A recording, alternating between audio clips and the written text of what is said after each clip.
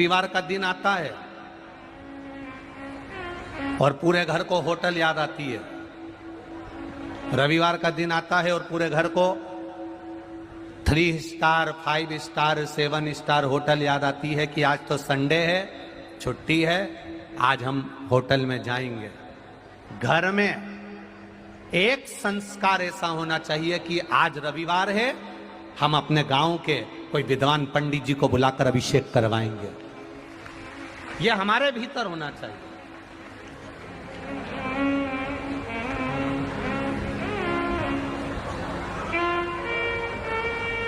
आज रविवार है, हम कुछ भगवान की अविरल भक्ति पूरा परिवार मिलकर हम भोजन करने के लिए होटल में जा रहे हैं।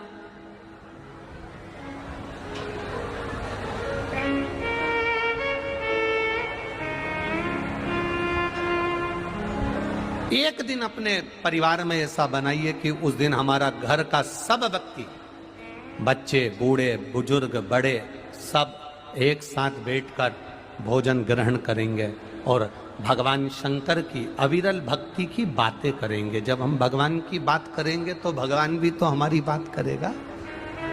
अविरल भक्ति की बात करें, हम भगवत भजन की बात करें, हम भगवती स्मरण की बात करें। अपनी मति क्यों बिगाड़े?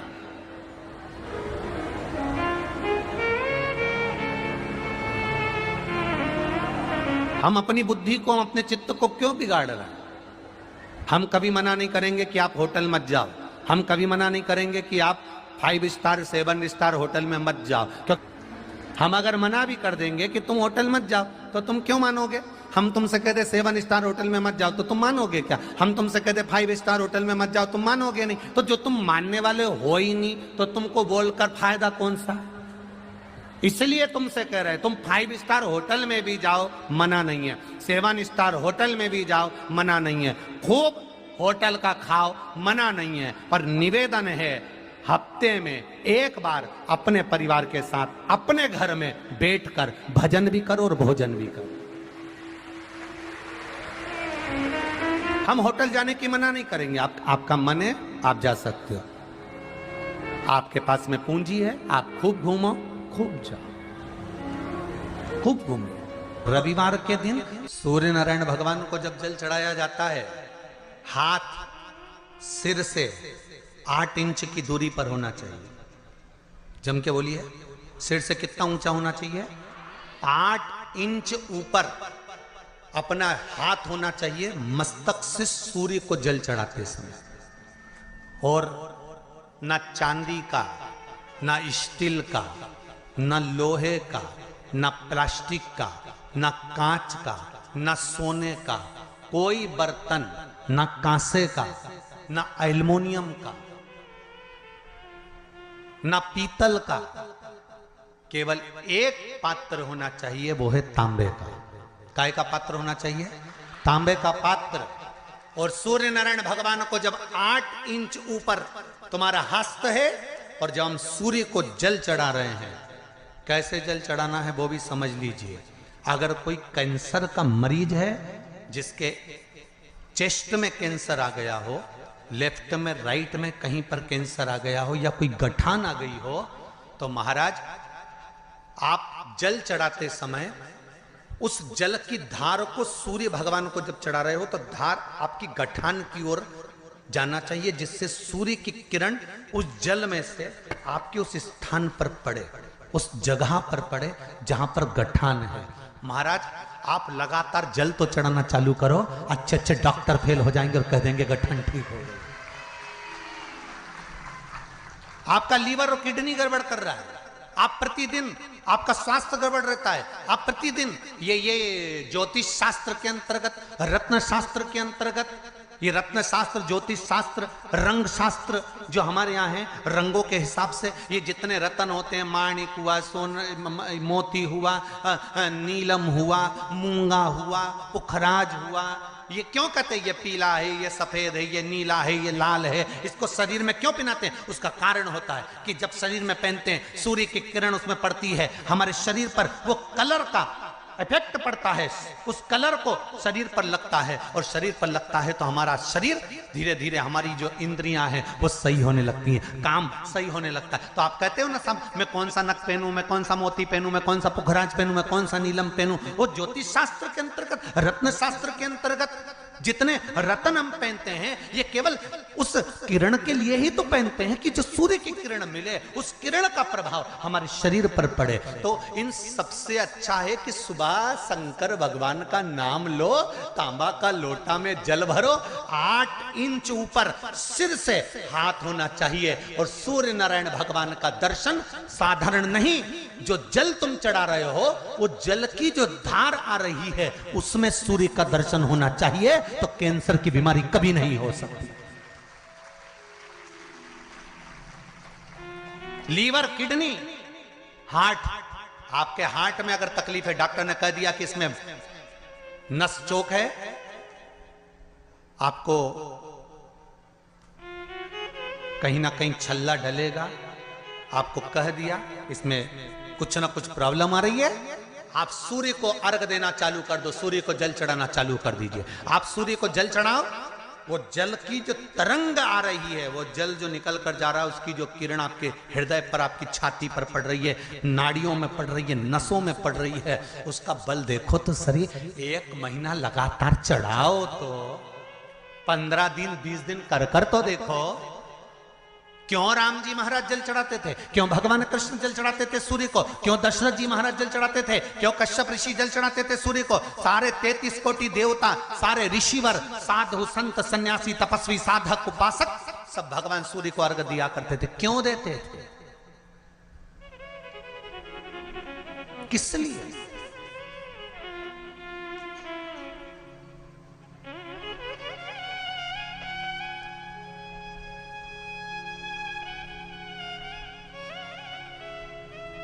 सूर्य नारायण भगवान को जल चढ़ाते समय आपके पंजों की एड़ी ऊंची नहीं होना चाहिए, ध्यान दीजिएगा महाराज। आपका पंजा पांव का पूरा की पूरा जमा होना चाहिए भूमि पर।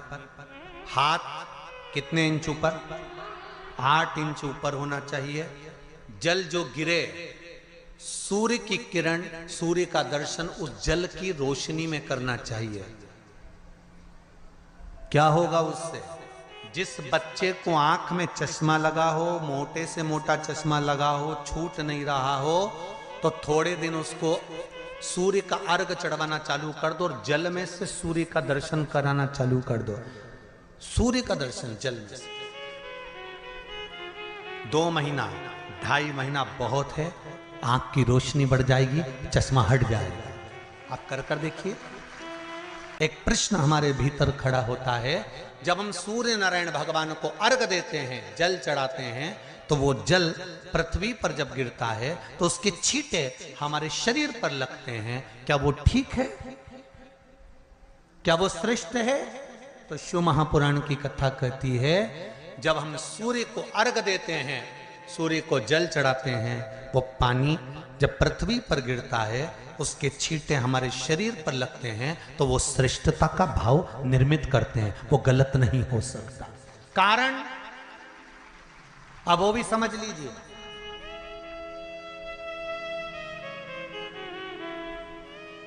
अब सूर्य नारायण भगवान को आप जल चढ़ा रहे हो तो छींटे नहीं लगे, उसके लिए क्या स्टूल पे चढ़ के चढ़ाओगे कि कुर्सी पे चढ़ के चढ़ाओगे?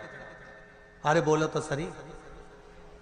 अब कई लोगों के दिमाग में यह बात भरा गई कि हम भगवान को जल चढ़ाते हैं, वो हमारे शरीर में छींटे लगते हैं, जमीन पे से पानी गिरता है, वो हमारे शरीर को छींटे लगते हैं, भगवान को अच्छा नहीं लगता होगा। कौन ने कहा? पहले तो उसको पकड़ के ला।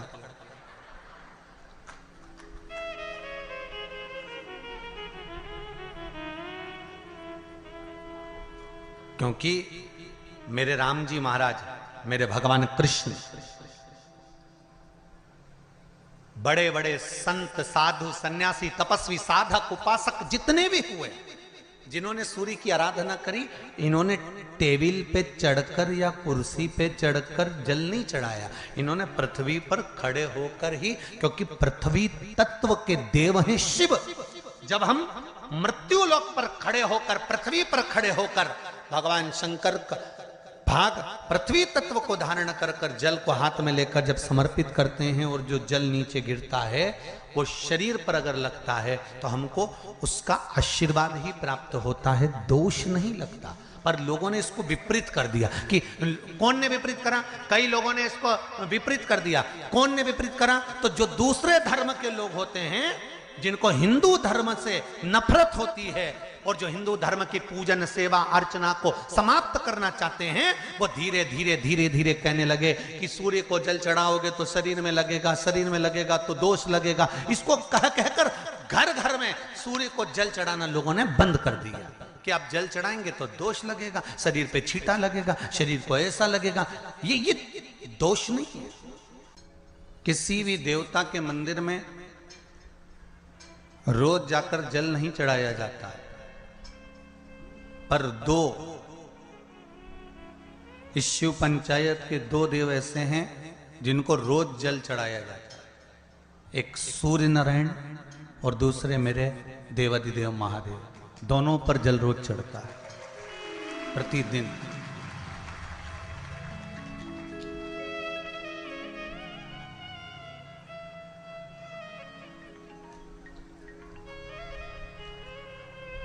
शिव पंचायत में जो दो देव विराजमान हैं, ये कोई साधारण नहीं है महाराज।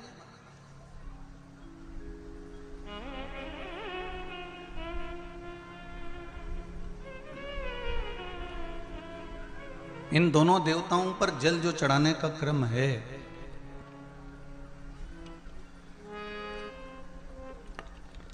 और दोनों ही देव, चाहे मेरे भास्कर देव हों, सूर्य देव हों, आदित्य देव हों, चाहे मेरे देव अधिदेव महादेव हों, दोनों पे जल चढ़ाने का महत्व है।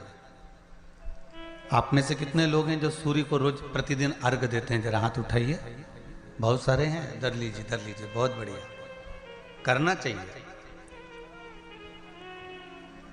ये जो आज के समय में दुनिया के लोगों को जो ये बीमारियां हो रही हैं ना, कि हृदय गति रुक जाती है, कहीं अटैक आ जाता है, कहीं हार्ट काम करना बंद कर देता है, कहीं लीवर किडनी में सूजन आने लगती है, कहीं लीवर काम करना बंद कर देता है, कहीं किडनी काम करना बंद कर देती है, कहीं डायलिसिस चालू हो जाता है, कहीं बाईपास करवाना पड़ जाता है, कहीं नसें ब्लॉक होने लगती हैं, डॉक्टर ने कह दिया बाईपास कराओ।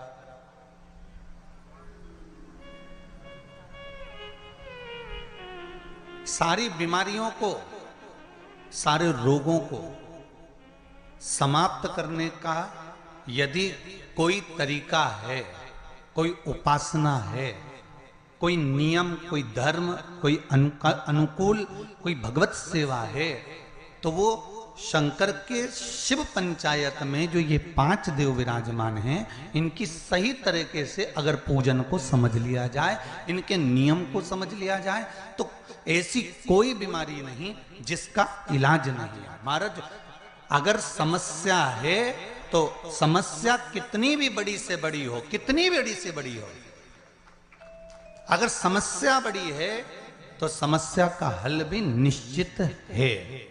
अगर कोई रोग आया है तो उसकी दवाई है।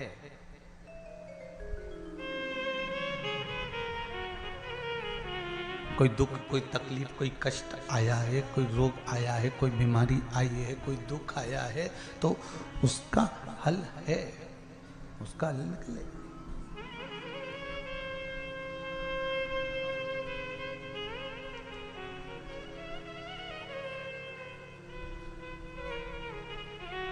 शिव पंचायत को हमें समझना है।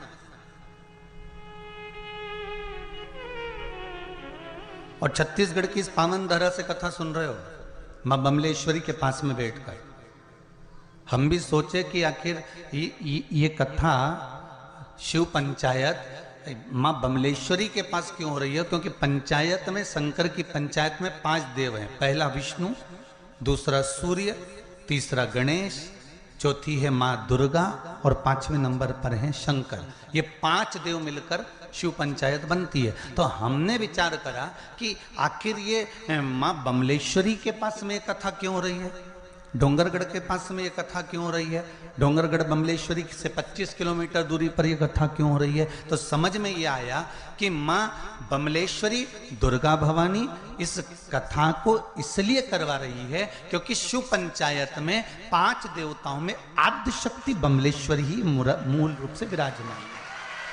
नहीं तो शिव पंचायत तो अभी चाहते तो देपालपुर हो सकती थी, या फिर आगे रायसेन में कथा है वहां हो सकती थी। अभी शिव पंचायत शिव महापुराण की कथा वो भी बमलेश्वरी के चरणों में।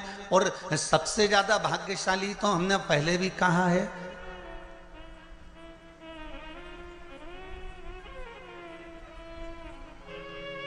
और हम तो महाराज केवल इस पोथी और पुराण को लेकर आते हैं और जितना है इसमें खजाना भरा हुआ आपको लुटाने का प्रयास करते हैं कि आप इसको लूट लो, आप अपने पास में इसको रख लो, फिर मौका मिले ना मिले इसको संजो लो, इसको रखिए।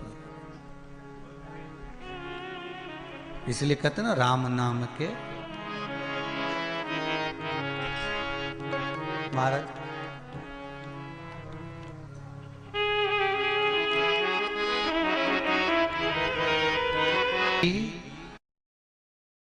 शिवाय नमस्तुभ्यं, श्री शिवाय नमस्तुभ्यं।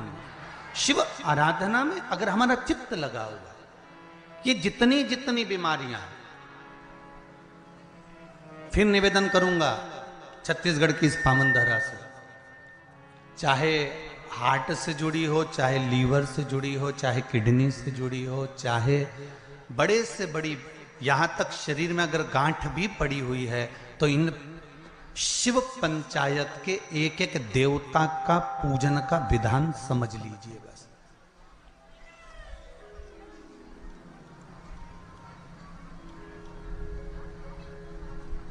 एक एक देवता का हमें विधान समझना। शिव परिवार का मंदिर आपके गांव में भी होगा, है शिवलिंग, गणेश जी, कार्तिकेय, पार्वती जी, नंदीश्वर, ये सब अपने गांव में भी रहता, अपने गांव में भी है, ठीक है।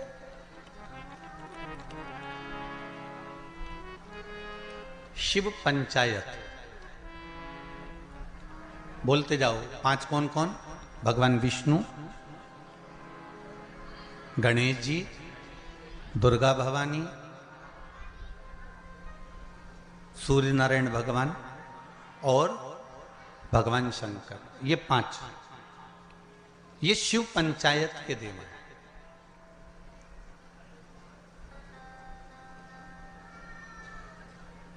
कहते हैं पंच तत्व से मिलकर ये मनुष्य का शरीर बना हुआ है।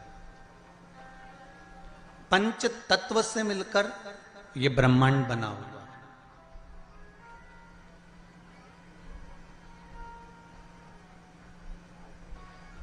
पंच तत्व से मिलकर ही शरीर है और पंच तत्व से मिलकर ही ब्रह्मांड। 5 देव, जब हमारा शरीर छूट जाता है, आत्मा चली जाती है, शरीर जब पड़ा रहता है, तब इसको अग्नि में दिया जाता है। अग्नि में देते हैं तो ये 5 भाग अलग अलग इसके चले जाते हैं। पंच तत्व का शरीर।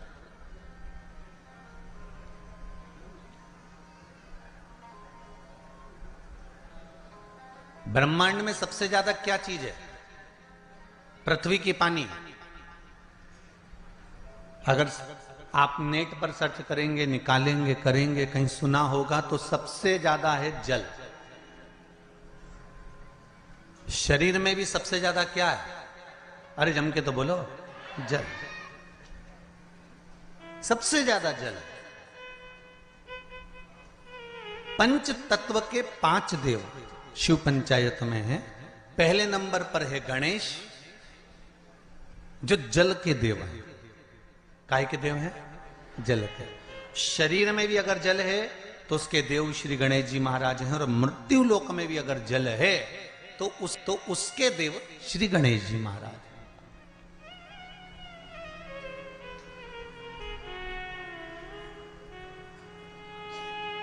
हमारे जीवन में शरीर में जल ज्यादा है, मृत्यु लोक में ब्रह्मांड में जल ज्यादा है, इसलिए सर्वप्रथम किसको बनाया गया? श्री गणेश जी महाराज को। क्यों? क्योंकि ये जल के देव हैं।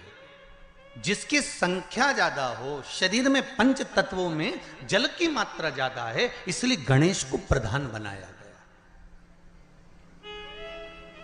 हम शिव की आराधना केवल अकेले नहीं कर रहे हैं। फिर एक निवेदन करूंगा आप लोगों को, आप अगर शंकर जी के मंदिर में एक लोटा पानी चढ़ा रहे हो ना, तो ये विचार मत करना कि हमने केवल शंकर जी को चढ़ाया। शंकर भगवान की जहां कटी होती है, अर्थात जो नीचे की पीठ होती है जिसपे शिवलिंग रखा होता है, वो पीठ है माँ दुर्गा भवानी, माँ आदिशक्ति, माँ जगदम्बा, माँ दुर्गा, माँ देवी। और शिवलिंग जो रखा हुआ है वो शंकर का स्वरूप है। ऊपर से जो जलाधारी में से जल गिर रहा है एक एक बूंद, वो जया, विषहरा, शामरी वारी, दौतली, देव, शिव जी की 5 बेटियां। जो शिवलिंग के सामने एक मोटी सी बीच में लाइन होती है, वो शंकर जी की छोटी लड़की अशोक सुंदरी है।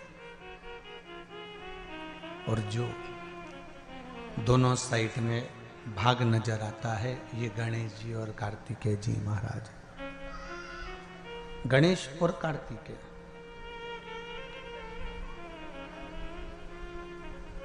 जहां से जल निकलकर बाहर जाता है मंदिर के बाहर की ओर जाता है, वहां और शिवलिंग के पास में 33 कवटी देवताओं का स्थान होता है।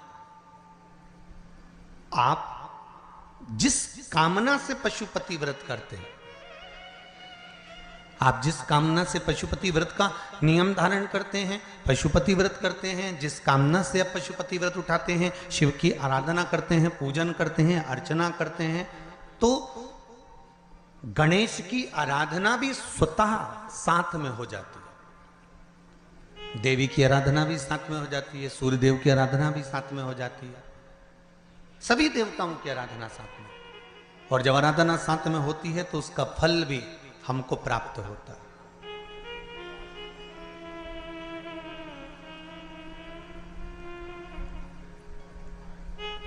उसका फल भी हमको मिलता है। जैसे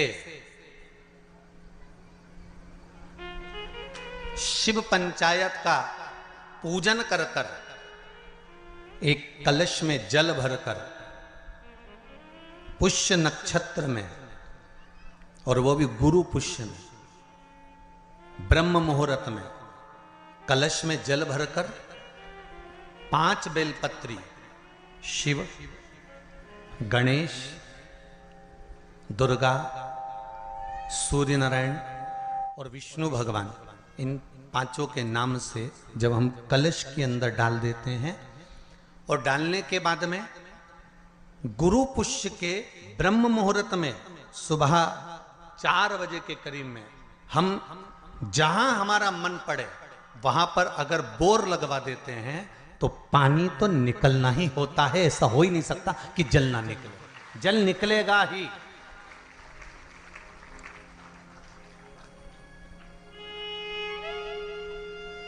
बस जो 5 देव के नाम से अपने 5 बेलपत्री जल के पात्र में रखी, वो कलश जहां बोरिंग हो रहा है उस स्थान पर रखा होना चाहिए। जहां बोरिंग हो रहा है उसके पास में रखा होना चाहिए। कब तक? जब तक वो जल ना निकले, और निकलेगा पर ब्रह्म मुहूर्त में ही, गुरु पुष्य के दिन उसका जल खनन होना चाहिए। महाराज, भूमि में से जल के लिए प्रयास होना चाहिए।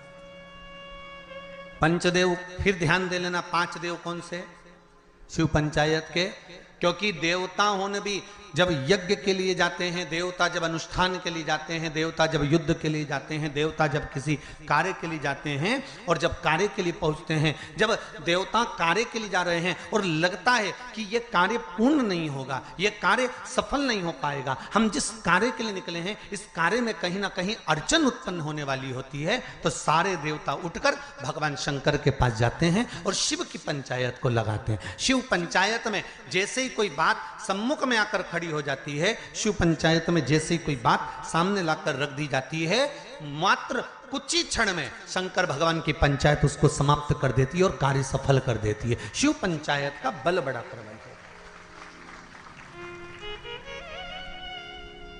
अब एक बात और ध्यान दीजिए, कई लोगों के मन में आता है गुरुजी शिव परिवार के मंदिर जाता होते हैं तो शिव पंचायत के मंदिर क्यों नहीं बनते? इंदौर में एक मंदिर है, छत्तीसगढ़ में भी एक मंदिर है, उसकी सूचना भी मैं कल उसमें देखेंगे अपने लिंग पुराण के अंतर्गत, तो उसमें निकल जाएगा। उज्जैन में भी एक मंदिर। तो शिव पंचायत के मंदिर क्यों नहीं बनते गुरुदेव? प्रश्न तो खड़े होते हैं। अब एक प्रश्न और खड़ा होता है सूर्य को अर्घ देने का। गुरुजी पंचदेव पंचायत में सूर्य नारायण भगवान शंकर की पंचायत में हैं। सूर्य नारायण को हम फ्लैट में रहते हैं, हम फ्लैट के अंदर रहते हैं, तो हम फ्लैट में रहते हैं, हमारे यहाँ अगर छज्जा नहीं है, हमारे यहाँ जगह नहीं है, तो हम सूर्य को अर्घ कैसे दें? तो महाराज खिड़की तो होगी, अगर घर में फ्लैट में पानी ढुलेगा और आप लोग नहीं समेट सकते तो एक बाल्टी रख लो, एक पात्र रख लो, पर सूर्य नारायण भगवान को अर्घ देकर रोशनी शरीर पर पड़ना चाहिए। जिंदगी में कभी कोई बड़ी बीमारी नहीं आ सकती। कितने लोग देते हैं सूर्य को अर्घ? जरा हाथ उठाओ। बहुत बढ़िया, बहुत जोरदार। पुरुष लोग भी देते हैं ना, चाहे बच्चे से बच्चा, बच्चों के हाथ में भी एक लोटा पानी पकड़ाओ।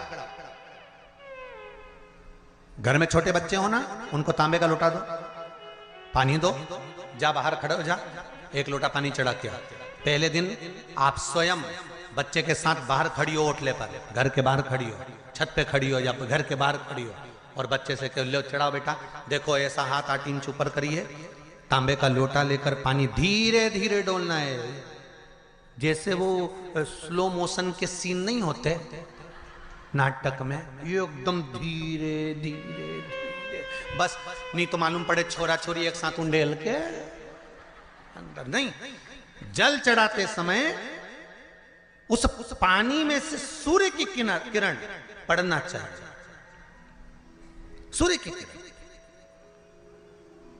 एक बात और कहना चाहूंगा, अगर आप लोग स्वीकार करेंगे तो, अगर कहीं आपको लगता हो कि बच्चा पढ़ने में कमजोर है, विद्या में कमजोर है, रिजल्ट अच्छा नहीं आ रहा, पढ़ने में कमजोर है, वो पढ़े अपनी जगह पढ़े, वो कार्य करे अपनी जगह करे, मेहनत करे अपनी जगह करे।